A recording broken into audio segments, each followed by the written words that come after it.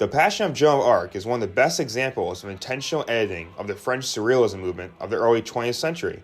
In this video, I'll discuss the film's thematic development and how its editing has become one of its enduring aspects nearly a century after its release.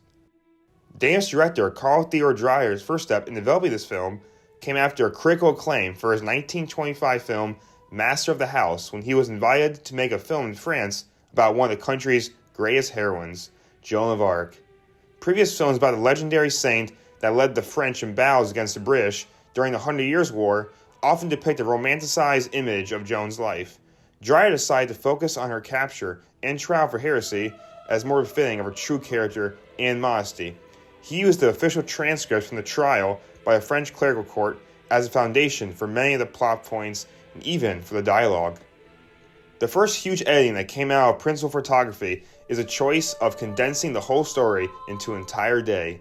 Editor Marjorie Bugeaud came onto the project following her edit of the French epic Napoleon a year earlier. The three major aspects of the Passion of Joan of Arc's editing that has immortalized it are its tempo, juxtaposition, and orientation. The first fascinating aspect about this film is its extraordinary tempo. The whole film has over 1,300 shots, which is more than twice the average number for films of the time. This results in barely any shots lasting more than 5 seconds before a cut. The editing tempo of The Passion of Joan of Arc is faster than any other Dreyer film in his career. This unique tempo for Dreyer is utilized to heighten the intensity of each scene. Another amazing editing quality is seen in its memorable juxtaposition of shots. From the tense interrogation scene by the French clergyman to the emotional interlooping of women and children being beaten by guards at Joan's death by burning, the juxtaposition of characters and objects was a momentous use, the budding Kuleshov montage style. The most iconic juxtaposition takes place when Joan is threatened with torture unless she renounces her divine mission to drive the English from France. Close-ups of Joan and the quickening wheel of spikes that even seem to be closer to the camera. This visual choice, along with the ethereal added music by Richard Enhorn, shakes the audiences to their bone and immerses them in Joan's anxiety and fear.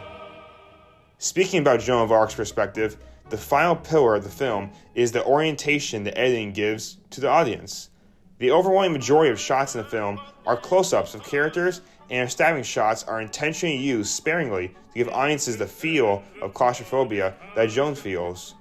During the interrogation scenes, fast-tracking dollies of the clergyman are interwoven with stacked shots of the eldest clergy and Joan to imitate the audience of the racing thoughts of Joan during these anxiety-inducing scenes.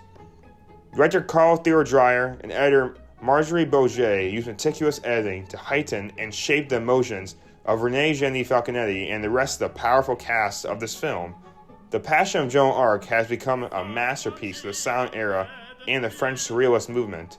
This is thanks in no small part to intentional editing that allows the film to transcend this era of filmmaking and become one of the greatest films of all time.